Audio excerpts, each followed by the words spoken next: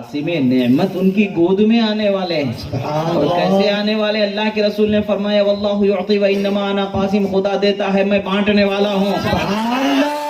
جب وہ کہیں اور سے بانٹتے ہیں تو اتنا دیتے ہیں کہ دامن بھر جاتے ہیں. اگر ان کے کلیجے سے لگ کر کے نوازتے ہیں تو کتنا نوازا جائے گا، کیا اس کا اندازہ ہو سکتا؟ حضرت حلیمہ نے اپنے شوہر سے کہا کہ مجھے شرمندگی محسوس ہو رہی ہے، خالی ہاتھ نہیں جانا چاہتی. میں نے سنا ہے کہ ایک بچہ ہے، باقی وہی بچا ہے، کوئی اور نہیں بچا ہے، سب کو لے لیا گیا ہے. میں اسی کے پاس جاؤں گی، مجھے کچھ ملے نہ ملے، مجھے کچھ تحفہ ملے نہ ملے، مگر میں خالی ہاتھ واپس نہیں جاؤں گی. ہاں پہنچتی ہیں. سوچنے کی بات ہے. دیکھیں یہاں پر نقطے کی بات ہے. حضرت حلیمہ نے کہا کہ مجھے کچھ ملے یا نہ ملے میں تو وہاں لے کر جاؤں گی. رسول اللہ سے محبت لالچ میں نہیں ہونی چاہیے، یہ بات یاد رکھیں. ملے نہ ملے ہم ان کے ہو جائیں، یہی ہماری کامیابی ہے. وہ کہہ دیں کہ یہ میرا ہے، یہی ہماری کامیابی ہے. حضرت حلیمہ فرماتی ہیں کہ مجھے ملے نہ ملے میں تو اس بچے کو ضرور لے جاؤں گی. نہ ملنے کا تو سوال ہی نہیں پیدا ہوتا. ان کی گود میں آنے والی کوئی عام ہستی نہیں ہے، سارے جہانوں کا رزق بانٹنے والی ذات جسے خدا نے بنایا ہے، انصاف و عمل کو سکھانے والی ذات خدا نے جس کو بنایا ہے، وہ ذات ان کے گود میں آنے والی ہے. اندھیروں کو روشن کرنے والی ذات ان کے گود میں آنے والی ہے. حضرت حلیمہ وہاں پہنچتی ہیں، جا کر کے دیکھتی ہیں کہ وہ فرماتی ہیں کہ جیسے ہی میں نے رسول اللہ کے چہرے کو دیکھا، آپ جھولے میں آرام فرما رہے تھے، آپ کی آنکھ بند تھی، دل تو نبی کا جاگتا ہی رہتا ہے. دل کہاں سوتا ہے؟ دل تو نبی کا جاگتا ہی رہتا ہے. آنکھ بند ہوتی ہے بس فقط. وہ انداز کیا ہوتا ہے خدا جانے، اس کا نبی جانے، اسے ہم کیا سمجھ سکتے ہیں. آنکھ بند تھی. وہ چہرے کا حسن و جمال ایسا تھا کہ میں خود پر قابو نہ کر پائی. میں نے چاہا کہ لاڑ سے انہیں جگا دوں اور فوراً کلیجے سے لگا لوں. جیسے ہی میں نے ان کے سینے پر ہاتھ رکھا تو مسکراتے ہوئے آنکھوں کو گویا کہ رسول اللہ نے فرمایا، بتا رہے ہیں کہ اے دائی حلیمہ کہاں گھوم رہی تھی اتنی دیر تک کے؟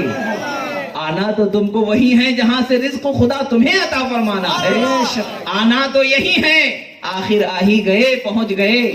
رسول اللہ صلی اللہ تعالی علیہ وسلم مسکرا کر کے آنکھوں کو کھول دیتے ہیں. جیسے ہی حضرت حلیمہ فرماتی میں نے دیکھا کہ آپ کی نگاہوں سے ایسا نور نکلا کہ آسمان کو روشن کرتا ہے. ایسا نور نکلا کہ وہ نور آسمان تک کے پہنچ گیا، روشن ہو گیا. میں نہ جانے کیا کیا مناظر کو، کیا کیا چیزوں کو میں نے دیکھا. آپ فرماتی ہیں کہ اب مجھ پر اور برداشت نہ ہوا کہ میں نے فوراً انہیں اٹھایا کلیجے سے.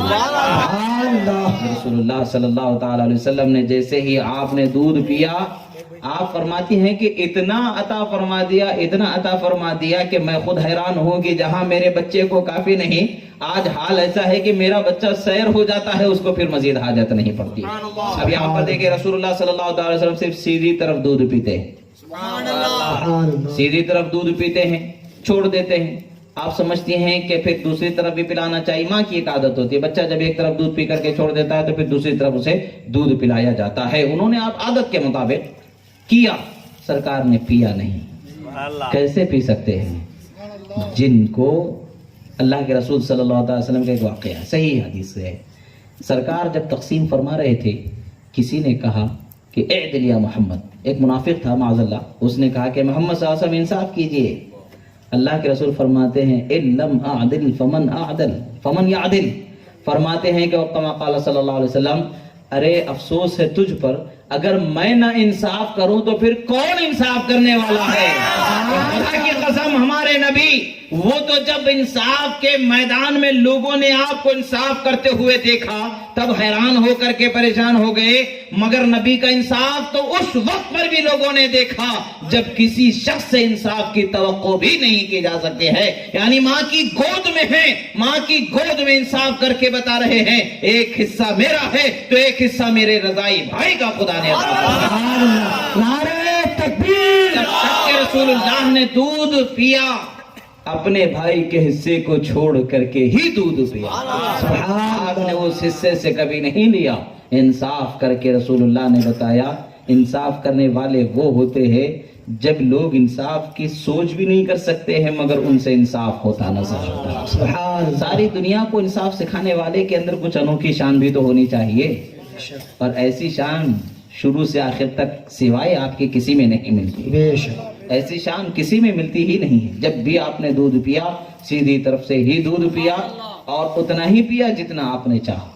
الٹی طرف سے آپ نے دودھ نہیں پیا, کبھی آپ نے دودھ نہیں پیا.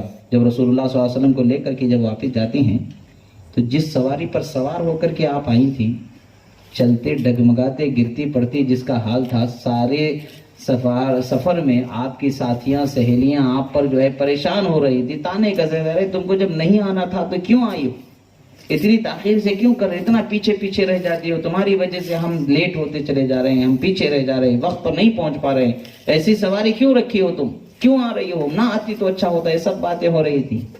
مگر جب واپس رسول اللہ کو لے کر کے پہنچ رہے تھے تو شام کا وقت تھا. اپنے جو خیمہ لگا ہوا تھا شہر سے باہر, اس میں پہنچ جاتی ہیں. جو آپ کے شوہر تھے وہ کہتے ہیں کہ حلیمہ آج کچھ نئی شان ہمیں نظر آ رہی ہے. روز اس گھر میں ہمیں چراغ جلانا پڑتا تھا, آج خود بخود گھر روشن نظر آ رہا ہے. جب وہ روشنی پر ان کو نظر پڑی تو آپ نے دیکھا کہ جو اونٹنی ان کی تھی جس کا دودھ